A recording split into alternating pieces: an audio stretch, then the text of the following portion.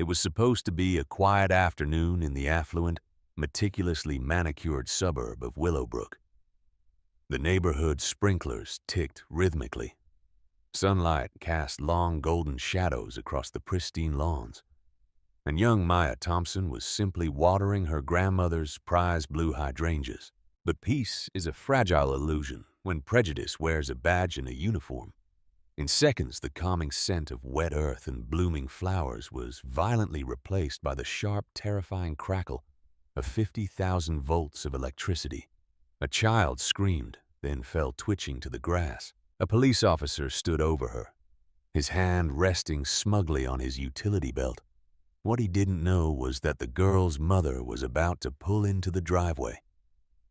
And she was the absolute worst person in the state he could have ever crossed. The neighborhood of Willowbrook was the kind of place where nothing ever happened, and the residents paid a premium for that exact privilege. Wide streets were lined with ancient oak trees, and the driveways were paved with imported cobblestone. Maya Thompson, a slight, bright-eyed girl, with a head full of neatly braided hair, loved spending her afternoons at her grandmother's house. Her grandmother, Evelyn, was inside resting, leaving Maya in charge of the garden. Maya stood on the front lawn, humming along to the pop song playing through her left earbud. Her thumb pressed over the mouth of the green garden hose to create a gentle, misting spray over the massive hydrangea bushes. She was wearing denim overalls, a bright yellow t-shirt, and oversized pink Crocs. In her right pocket, her phone buzzed with texts from her middle school friends. She was a child in every conceivable metric. Cruising down Maple Avenue was Officer Ryan Caldwell. Caldwell was a veteran of the force, a man whose career had stalled out at patrolman due to a long-buried string of excessive force complaints that the union had quietly swept under the rug. Caldwell was bitter, cynical, and carried a deep-seated simmering prejudice that dictated how he viewed the world. To him, Willowbrook was a fortress, and he was its heavily armed gatekeeper. As his cruiser rolled past the Thompson residence, Caldwell slowed down. His eyes narrowed. He saw a young black teenager standing on the lawn of one of the most expensive properties on the block. His brain, wired by years of unchecked bias and aggressive policing tactics, didn't process the yellow shirt, the pink shoes, or the garden hose. It processed an anomaly, an intruder, a suspect. Caldwell threw the cruiser into park, the tires scraping harshly against the pristine curb. He didn't radio dispatch to announce a stop. He just unbuckled his seatbelt and stepped out, adjusting his heavy-duty belt. He rested his right hand on the butt of his service weapon, a habit meant to intimidate. "Hey, you!" Caldwell barked, his voice cutting through the peaceful afternoon air. Maya didn't hear him. The music in her earbud and the rushing water masked his shout. She continued to sweep the hose back and forth over the dark soil. Caldwell felt a flash of hot anger at being ignored. He marched up the driveway, his heavy black boots crunching aggressively against the gravel. I said, "Hey, put the item down and turn around." This time, the sheer volume of his voice reached her. Maya jumped, startled, and pulled the earbud from her ear. She turned around, the hose still running, water pooling around her pink shoes. When she saw the police officer, her eyes went wide. Like many kids her age, she had been given the talk by her parents about how to behave around law enforcement. But the sudden aggressive reality of it paralyzed her. "Sir," Maya stammered, her voice high and trembling. "What are you doing here?" Caldwell demanded, closing the distance until he was only feet away. He stood in a wide, aggressive stance, his eyes darting around the property. "Whose house is this?" "It's my grandma's house," Maya said, instinctively taking a half-step backward. The hose in her hand dipped, spraying water onto the manicured grass between them. "Don't move!" Caldwell shouted, his hand dropping from his firearm to the bright yellow taser on his belt. asked you a question. Do you have identification? Do you live here? I'm just a kid, Maya cried out, tears instantly welling in her eyes. Panic was setting in. She didn't understand what she had done wrong. I don't have an ID. I'm just watering the flowers. Put the item in your hand on the ground slowly, Caldwell ordered. In his mind, the heavy brass nozzle of the garden hose was suddenly a bludgeoning weapon. The cognitive dissonance was staggering. He was looking at a crying child in overalls, but his prejudiced adrenaline convinced him he was in a hostile standoff. Maya's hands began to shake uncontrollably. She tried to reach down to turn the nozzle off before dropping it. A completely innocent, logical thought for a kid trying not to flood the lawn. I said drop it! Caldwell roared. Maya flinched hard, her shoulder jerking upward, her hand tightening on the nozzle. To Caldwell, that flinch was all the justification he needed. He unholstered the taser, leveled it at the center of the young girl's chest, and pulled the trigger. The sharp pop of the compressed nitrogen cartridge echoed down the quiet street. 2 barbed darts flew through the air, embedding themselves deep into Maya's yellow t-shirt, piercing the skin of her abdomen and her shoulder. Maya didn't even have time to scream. The 50,000 volts of electricity locked every muscle in her small body instantly. The garden hose slipped from her rigid fingers, spraying wildly into the air. Her eyes rolled back, and she tipped backward like a felled tree, slamming hard onto the wet grass. She began to convulse, a low, agonizing groan escaping her clenched teeth. Caldwell stood over her, his chest heaving, his fingers still holding the trigger, delivering the current. He felt a twisted sense of control. He had neutralized the threat, but as the clicking of the taser stopped, and Maya lay gasping and weeping on the lawn, the silence of the neighborhood rushed back in. And then the sound of a high-performance engine cut through that silence. Caldwell reached for his shoulder radio, his voice dropping an octave to sound professional and under attack. Dispatch, this is Unit 4. I have a suspect down. Non-lethal deployed. Requesting backup and EMS to 442 Maple. Suspect was aggressive and non-compliant. He looked down at the child. Maya was curled into a fetal position, sobbing hysterically, clutching her stomach where the prongs were still embedded. A small patch of blood was blossoming on her yellow shirt. For a fleeting fraction of a second, looking at her pink Crocs, a cold spike of doubt hit Caldwell's stomach, but he violently pushed it down. She resisted, he told himself. Protocol. Before dispatch could even confirm his request, a sleek black Mercedes-Benz S-Class rounded the corner of Maple Avenue. It was moving entirely too fast for the suburban street. The driver slammed on the brakes, the anti-lock system engaging as the heavy tires shrieked against the asphalt, leaving thick black skid marks before violently jerking into the Thompson driveway. The driver's side door flew open before the car was even fully in park. Victoria Thompson stepped out. Victoria was a woman who commanded a room simply by walking into it. Dressed in a sharply tailored slate gray designer suit, she looked every bit the high-powered professional she was. She was returning from the city early to surprise her daughter and her mother for dinner. When her eyes landed on the front lawn, on the garden hose spraying aimlessly, on the burly police officer standing with a drawn weapon, and on her daughter convulsing and sobbing in the mud, the world stopped. Most mothers in that situation would scream. They would become hysterical, fall to their knees, and beg. Victoria Thompson did not scream. The maternal terror that exploded in her chest instantly fused with a cold, terrifying, and razor-sharp intellect. Victoria wasn't just a mother. She was the chief deputy district attorney for the entire metropolitan area. She prosecuted corrupt cops. She dismantled organized crime rings. She destroyed careers and cross-examined with a polite, ruthless smile. She slammed the car door shut. Her heels clicked against the cobblestone driveway with the measured, rhythmic pace of a predator.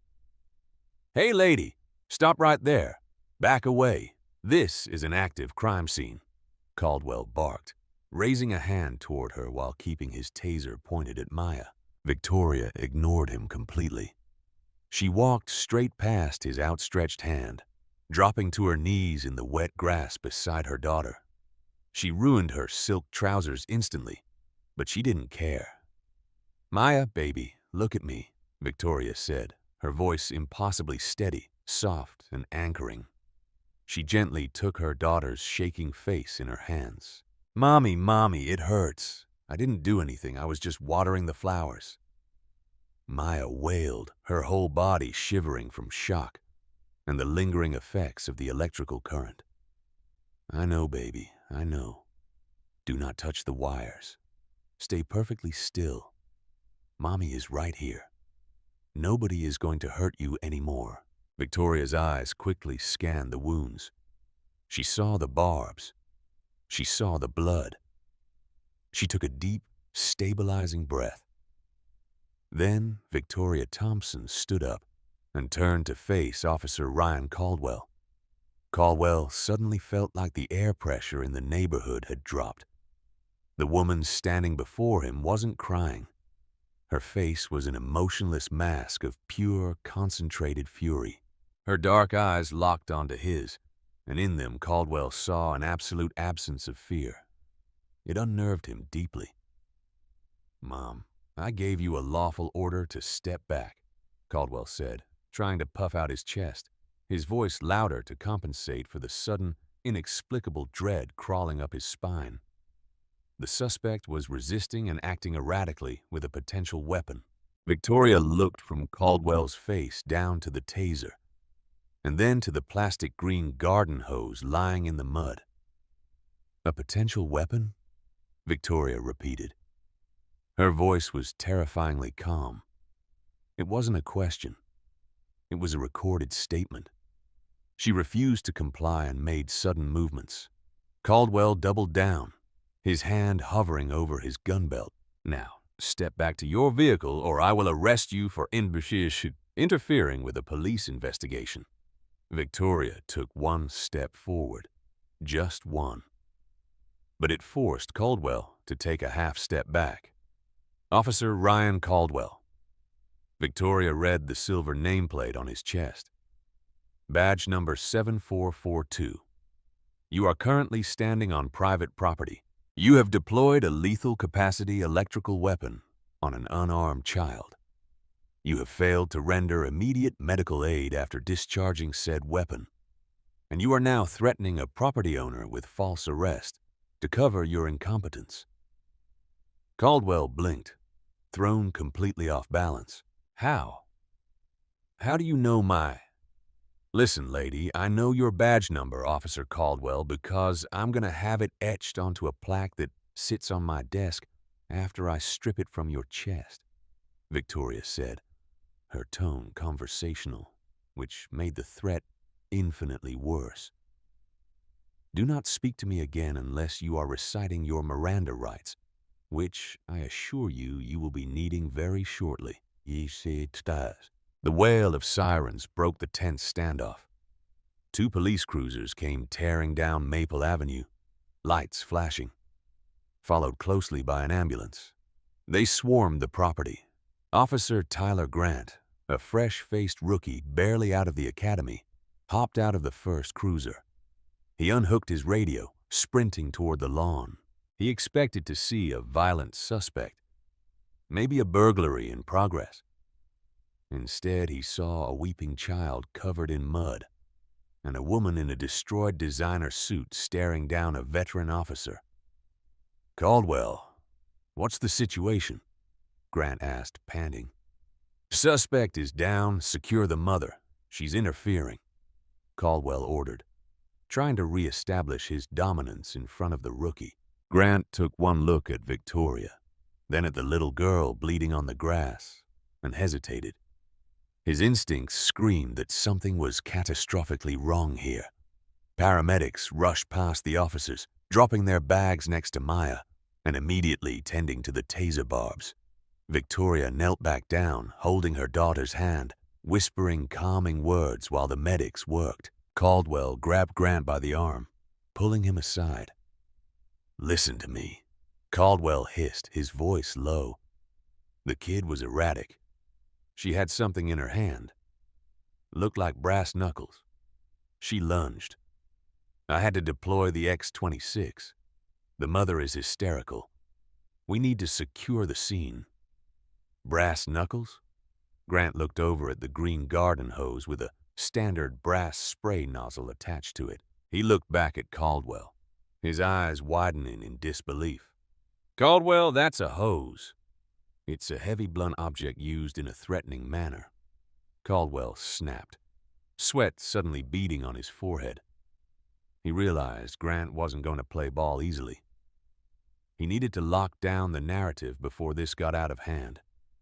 He reached up and tapped his body camera twice. Beep, beep. "My body cam malfunctioned right before the interaction," Caldwell said, loudly enough for the other arriving officers to hear. "Battery died, but you all heard dispatch? Suspect was aggressive." Victoria Thompson heard him. She stood up slowly, brushing the mud from her knees. She didn't yell. She reached into her blazer pocket, pulled out her sleek smartphone, and bypassed the 911 screen. She didn't call the precinct desk. She dialed a direct private cell phone number. She put the phone on speaker. It rang twice. "Victoria, please tell me you're not calling to reject the settlement on the Morales case." A deep, authoritative male voice boomed from the phone. Several of the responding officers froze. They recognized that voice immediately. It was Edward Brooks, the chief of police for the entire Metropolitan Department. "Edward," Victoria said, her voice echoing across the silent lawn. "I need you to send Internal Affairs, a crime scene investigation unit, and your personal commanding officer of the watch to my mother's address in Willowbrook, immediately." "What?" "Victoria, what's going on? Are you okay?" The chief's tone shifted instantly from casual to sheer alarm.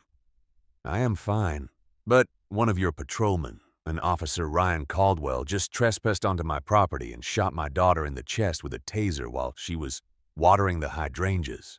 There was a dead, heavy silence on the other end of the line, the kind of silence that precedes an explosion. "He did what?" Chief Brooks's voice was barely a whisper, vibrating with rage. "He is currently attempting to tell a rookie officer that a garden hose nozzle was a weapon. And he has just audibly announced that his body camera conveniently malfunctioned prior to his assault on my child," Victoria continued, her eyes locked dead onto Caldwell. Caldwell felt all the blood drain from his face. His stomach plummeted into his boots. The world around him started to spin. Victoria. Chief Brooks knew her on a first-name basis. "Edward, I am taking my daughter to the hospital in the ambulance. If Officer Caldwell is not in handcuffs by the time I have her checked in, I will not just sue your department into bankruptcy. I will personally convene a grand jury, and I will indict him for aggravated assault with a deadly weapon on a minor, deprivation of civil rights under color of law, and attempted cover-up. Am I clear?" "Victoria, I am dispatching Captain Riley right now. I am so deeply sorry. My God, I will handle this." Victoria hung up. She looked at Caldwell, who was now trembling visibly. The arrogance was completely gone, replaced by the hollowed-out look of a man watching his life disintegrate in real time. "You said your body camera died," Victoria said, pointing a manicured finger toward the large modern mansion directly across the street. "That is the residence of Mr. Charles Harrington. He is a retired tech CEO. He has high-definition security cameras integrated into his front perimeter.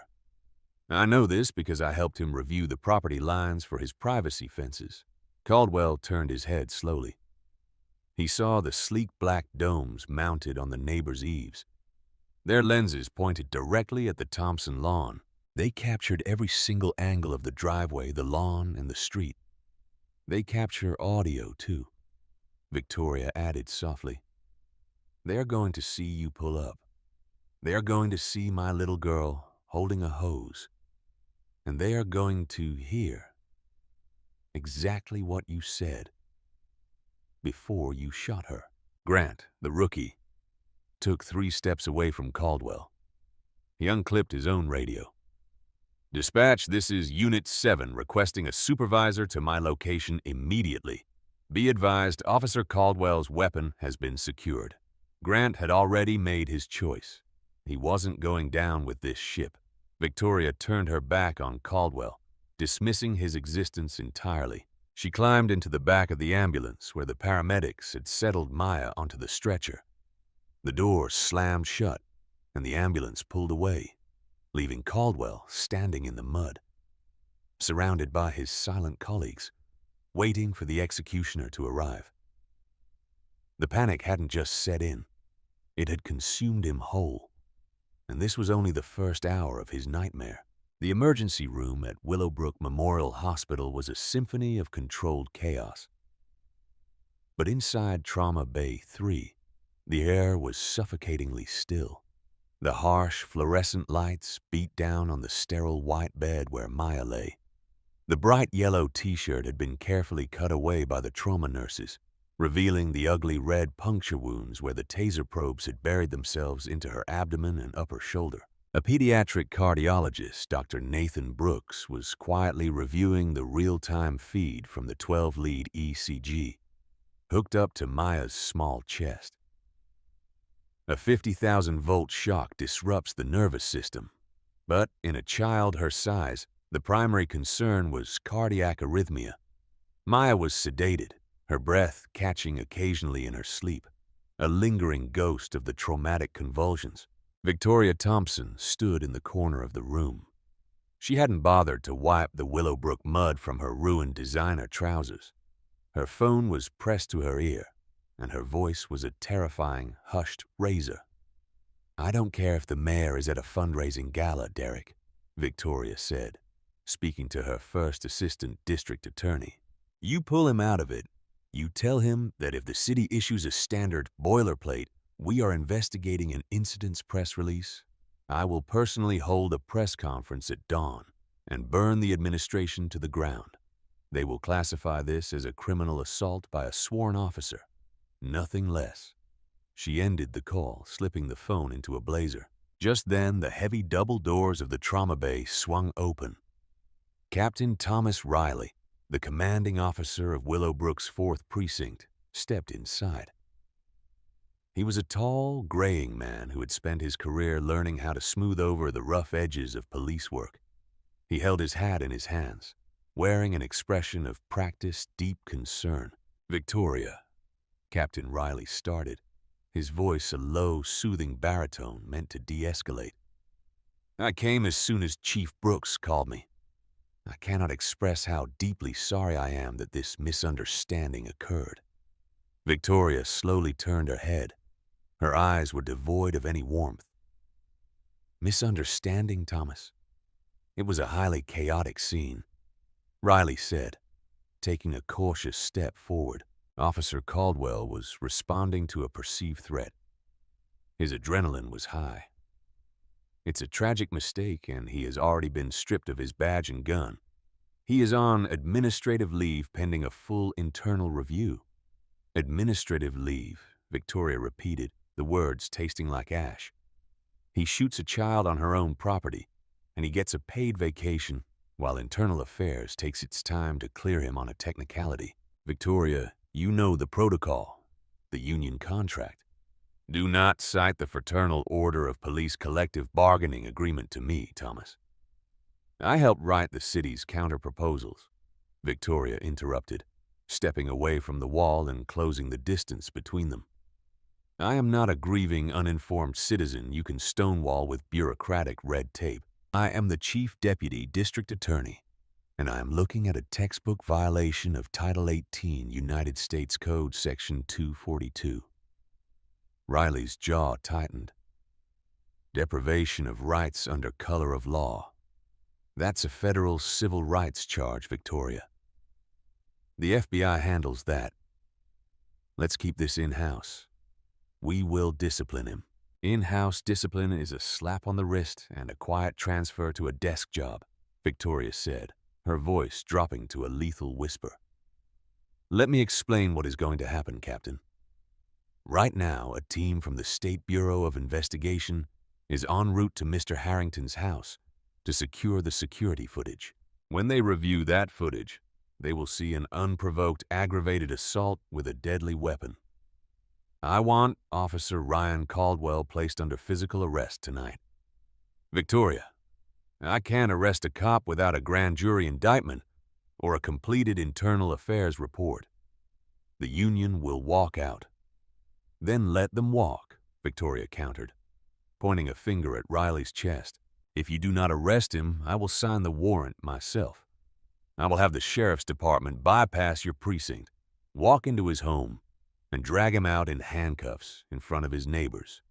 And then, Thomas, I will subpoena the precinct's dispatch logs, the GPS data of his cruiser, and the buried personnel files from his years on the force. I will expose every single excessive force complaint you and the union have covered up for him.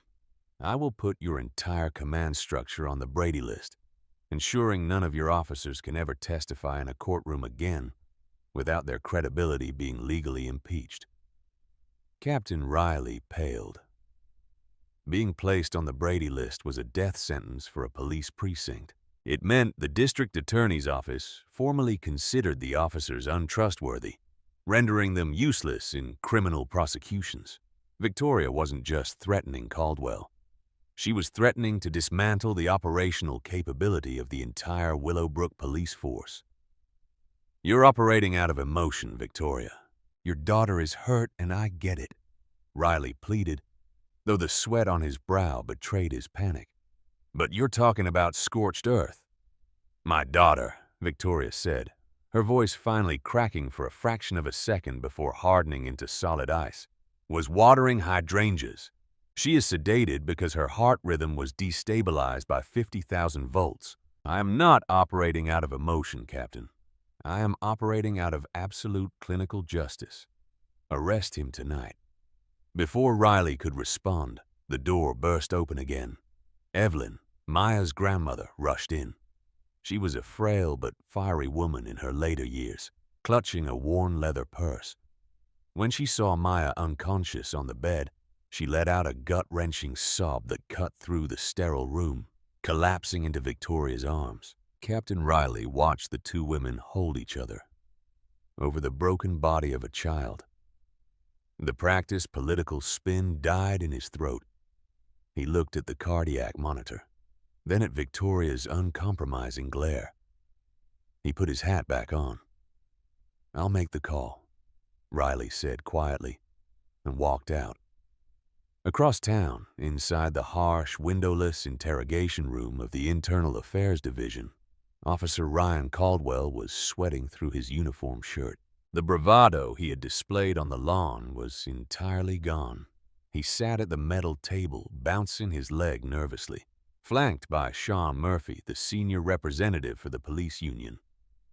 Just keep your mouth shut, Ryan, Murphy muttered, checking his watch. They have to give you a Garrity warning before they can use anything you say against you criminally.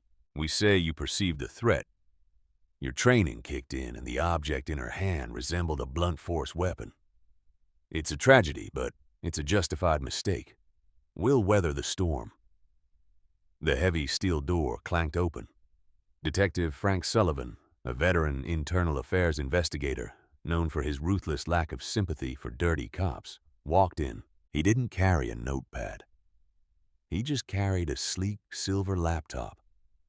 He set it down on the table, flipped it open, and turned the screen to face Caldwell and Murphy. Good evening, gentlemen, Sullivan said, his voice flat. We aren't doing a Garrity interview today, Officer Caldwell, because You aren't just facing administrative action. You are the subject of an active criminal investigation. Murphy shot up from his chair. Whoa, hold on, Frank. Since when? You can't bypass the union rep process. Sit down, Sean, Sullivan interrupted, not raising his voice. The district attorney's office has bypassed us. They filed an emergency injunction and secured a criminal arrest warrant 30 minutes ago. The sheriff's deputies are waiting in the lobby to take him to county lockup. Caldwell felt his breath catch. County lockup for a bad call? You've got to be kidding me. I thought she had a weapon. Sullivan didn't argue. He just pressed play on the laptop. The screen flickered to life, displaying a crystal-clear high-definition feed from Charles Harrington's proprietary security system. The video showed the quiet street, the Thompson lawn, and Maya watering the flowers. The audio was pristine, picking up the gentle shush of the water. Then Caldwell's cruiser scraped against the curb.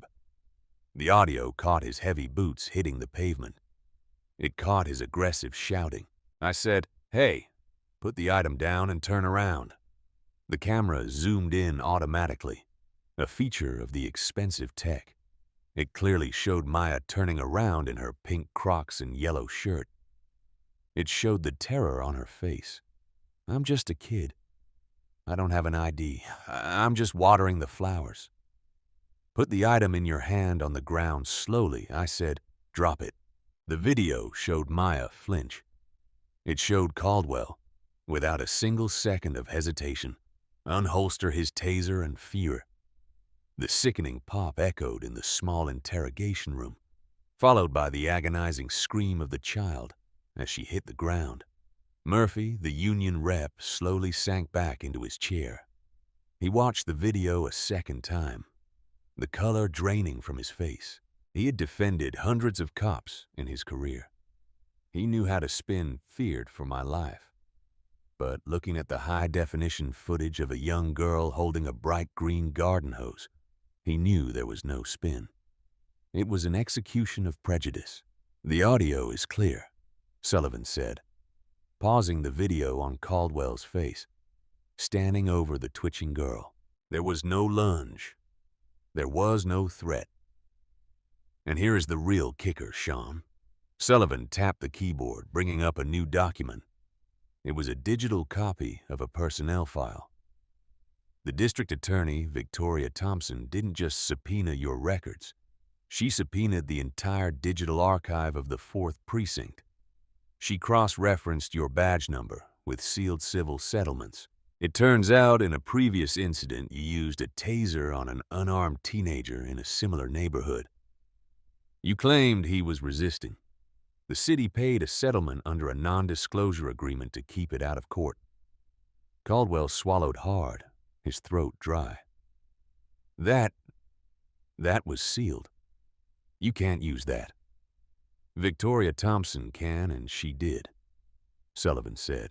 She filed a motion arguing that the previous incident establishes a pattern of racial profiling and excessive force, negating any claim of mistake or split-second judgment. In this case, the judge granted the unsealing order. The realization crashed over Caldwell like a physical weight. The blue wall of silence, the unspoken brotherhood that had protected him from the consequences of his own anger and bias for years, was crumbling. And it wasn't crumbling slowly. It was being systematically demolished by a mother who knew exactly where to place the dynamite. Sean, do something, Caldwell pleaded, looking at the union rep. They can't throw me to the wolves like this. Murphy looked at the laptop screen, then down at his hands. He stood up, picked up his briefcase, and looked at Caldwell. I can represent you in the administrative hearings, Ryan, but the union doesn't provide criminal defense for unprovoked felony assaults caught on high-definition camera. You're going to need a private lawyer, and a very good one. Murphy walked out of the room, letting the heavy steel door click shut behind him. Sullivan closed the laptop. Stand up, Caldwell. Put your hands behind your back. As the cold steel of the handcuffs clicked around his wrists, Caldwell finally understood the magnitude of his mistake. He hadn't just attacked a civilian. He had assaulted the daughter of the city's top prosecutor, a woman who didn't need to scream or riot to destroy him. She just needed the law, and she wielded it with terrifying precision. Karma hadn't come in the form of divine intervention. It had arrived in a tailored slate-gray suit armed with subpoenas, statutes, and an unbreakable will. The wheels of justice are notoriously slow, often grinding the victims down into dust before a verdict is ever reached. But when the victim's mother is the chief deputy district attorney, those wheels are retrofitted with a turbocharged engine. The crisp autumn air had given way to a biting winter by the time the state versus Ryan Caldwell went to trial. The county courthouse downtown was completely encircled by media vans, satellite trucks, and hundreds of protesters. The story had leaked despite the city's desperate attempts to seal the indictment, and the public outrage was a living, breathing entity. Ryan Caldwell arrived at the courthouse in a rumpled charcoal suit, a far cry from the pressed authoritative uniform he used to wear like a shield. He looked aged. The stress of the past months had carved deep, hollow canyons into his face. His wife of many years, unable to handle the public disgrace, the death threats, and the sheer financial terror of what was coming, had filed for divorce and taken their children to live with her sister out of state. To afford his high-powered defense attorney, Ethan Caldwell, Ryan had been forced to liquidate his retirement accounts and take out a massive second mortgage on his home. He was a man fighting for his life, standing on the edge of a financial and personal abyss. Victoria Thompson, adhering to strict legal ethics, had recused herself from prosecuting the case directly to avoid a conflict of interest. Instead, she handed the reins to her first assistant district attorney, Derek Lawson. Lawson was a brilliant, meticulous trial lawyer who viewed a courtroom not as a stage, but as a surgical theater where he methodically dissected his opponents. Inside the mahogany-paneled courtroom of Judge Margaret Harrington, the tension was suffocating. Caldwell's attorney, Ethan Caldwell, knew he had an impossible mountain to climb. The high-definition security footage was damning. So he opted for the oldest, dirtiest trick in the defense playbook: put the victim and her family on trial. During his opening statements, the defense attorney paced in front of the jury box, his voice dripping with practiced sincerity.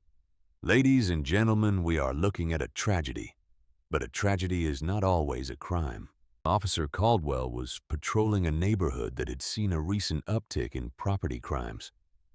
He saw an individual who did not fit the demographic profile of the homeowners in that specific area.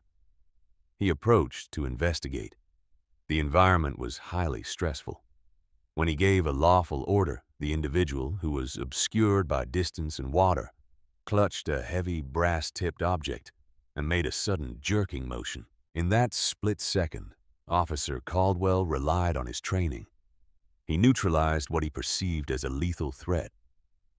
"The prosecution wants you to believe this was an act of malice, but I submit to you that it was a profound, regrettable mistake born of fear and duty." Sitting in the gallery, Victoria Thompson did not blink. She simply reached over and squeezed the hand of her mother, Evelyn, who was sitting beside her. Maya was not in the courtroom. Victoria had shielded her from the trauma of the trial, keeping her home with a private tutor and a pediatric trauma therapist. When Derek Lawson stood up for the prosecution's opening, he didn't pace. He walked to the center of the floor, turned to the jury, and spoke in a voice that was eerily calm and devoid of theatrics. "The defense just told you that Officer Caldwell relied on his training," Lawson said, his eyes scanning the 12 jurors. "I want you to remember that phrase because, over the next days, I'm going to show you exactly what Officer Caldwell's training consists of. I am not going to ask you to guess his state of mind. I'm going to show it to you on camera in high definition. and you will see that on that afternoon Ryan Caldwell did not see a threat. He saw a target. The trial moved with ruthless efficiency. Lawson called the rookie officer Grant to the stand. Grant, desperate to save his own career, testified that Caldwell had immediately attempted to cover up the incident by claiming his body camera had malfunctioned and by trying to classify the garden hose as a weapon. Then came the turning point of the trial, the defense's desperate motion to suppress the video. The defense attorney stood up, his face flushed. "Your Honor, we move to suppress the audio portion of the surveillance footage from Mr. Harrington's property. The state is a two-party consent state for audio recordings. Officer Caldwell had a reasonable expectation of privacy during his patrol duties, and he did not consent to being recorded." Judge Harrington, a no-nonsense jurist with decades on the bench, looked at the defense attorney over her reading glasses. "Counsel, your client was screaming at the top of his lungs on a public street in broad daylight in a residential neighborhood. Are you seriously arguing he expected his shouts to remain private?" "He was acting in his official capacity, Your Honor. The recording violates the wiretap statute." Derek Lawson stood up holding a single sheet of paper. "Your Honor, under established precedent, a law enforcement officer performing public duties in plain view on a public thoroughfare has zero expectation of privacy. Furthermore, the cameras were on private property facing outward.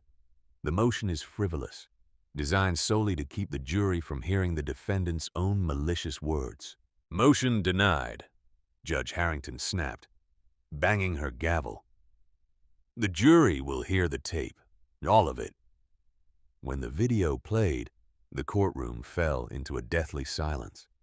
The sound of Maya's terrified, high-pitched voice screaming, "I'm just a kid.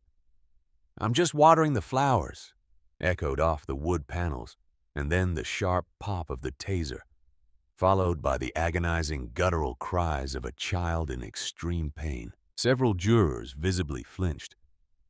One woman in the front row put a hand over her mouth, tears welling in her eyes. Caldwell stared at the defense table, his hands trembling. He could feel the hatred radiating from the gallery, but the hardest blow was yet to come. Against his attorney's frantic advice, Caldwell insisted on taking the stand. It was an act of desperate arrogance. He still believed deep down that if he just explained his fear, people would understand. Derek Lawson approached the podium for cross-examination. He didn't carry notes. "Mr. Caldwell," Lawson began, strictly refusing to use the title of officer, "you testified that you felt your life was in imminent danger. Is that correct?" "Yes, sir. My heart was pounding. She wouldn't drop the object." "The object being a plastic hose," Lawson clarified dryly. "You also testified that you approached the Thompson residence because you were investigating potential property crimes. Did dispatch send you there?" "No, sir. I was on proactive patrol." "Proactive? I see. Did you stop at the Johnson residence 3 doors down? Their garage door was wide open." "No, sir." "Did you stop at the Miller residence across the street?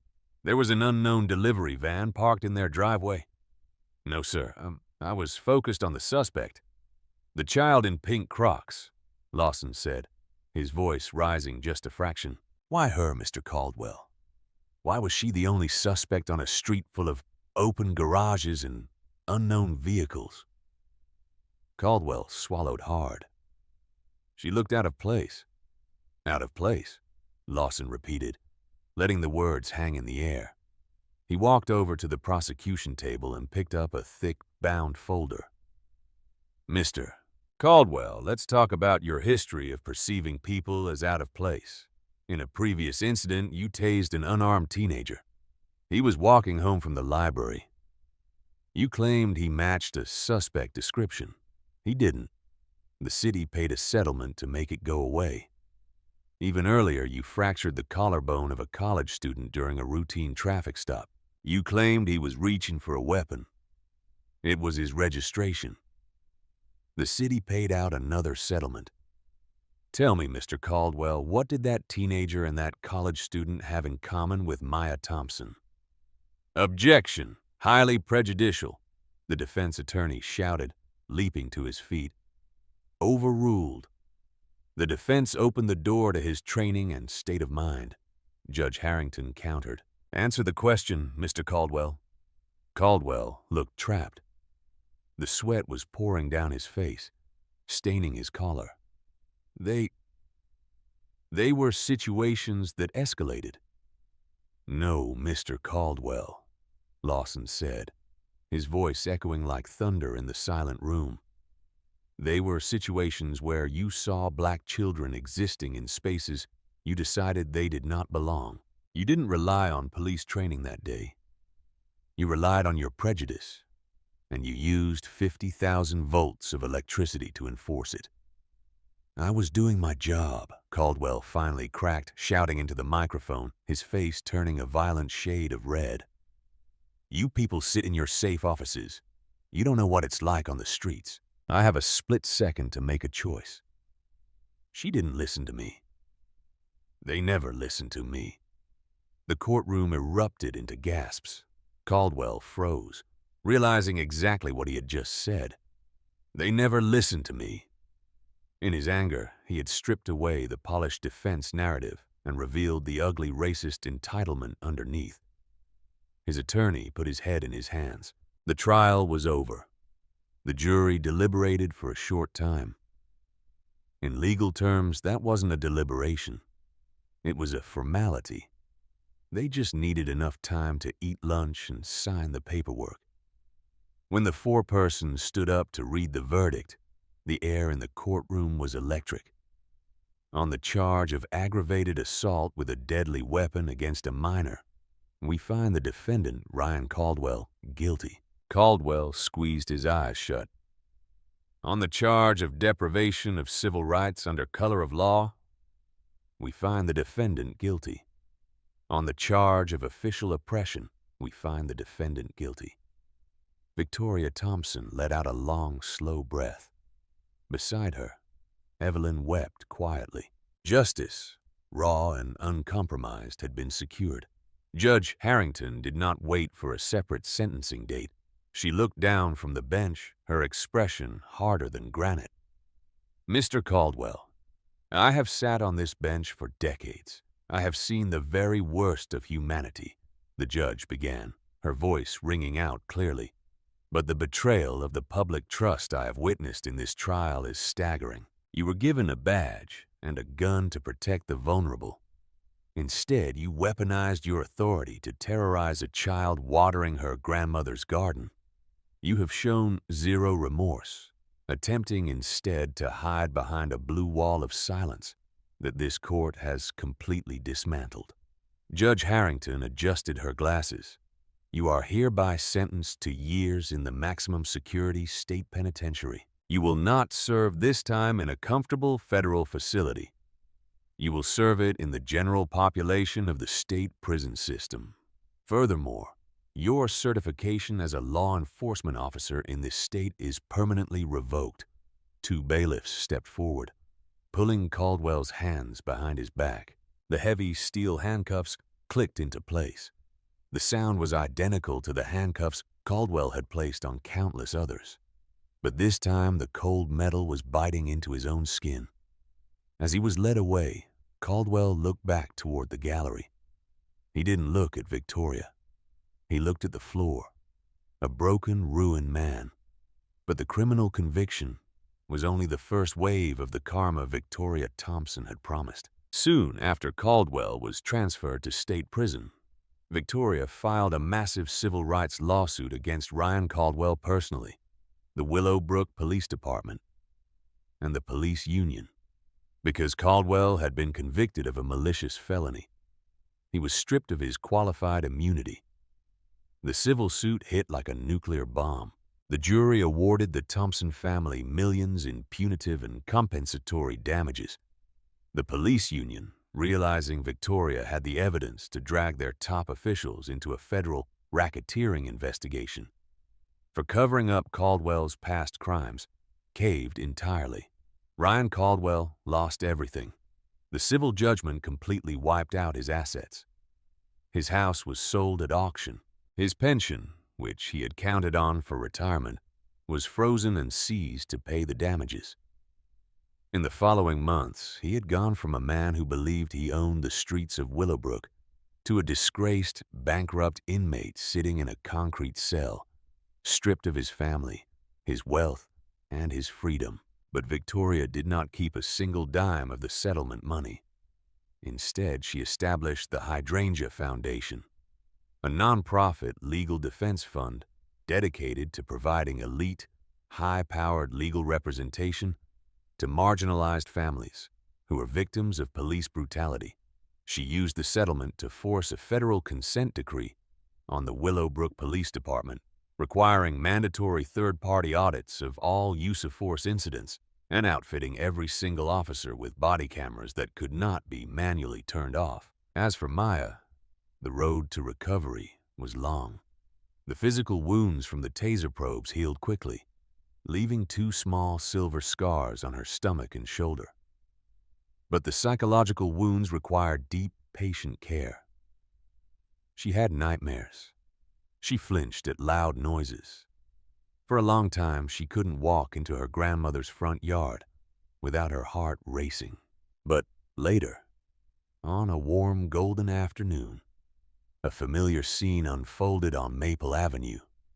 Maya stood on the manicured grass of her grandmother's lawn. She was wearing her oversized pink Crocs. Her mother, Victoria, was sitting on the porch steps, watching her with a fiercely protective, loving smile. Maya picked up the green garden hose. She took a deep breath, her hands steady, and pressed her thumb over the brass nozzle. A gentle, misting spray of water arced through the air, catching the sunlight and creating a tiny, vibrant rainbow over the massive blue hydrangea bushes. The flowers were blooming brighter than ever before, their roots nourished by the soil, standing tall and resilient against the wind. Maya smiled, wiping a drop of water from her forehead.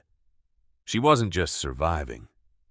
She was reclaiming her space, her peace, and her right to simply be a child.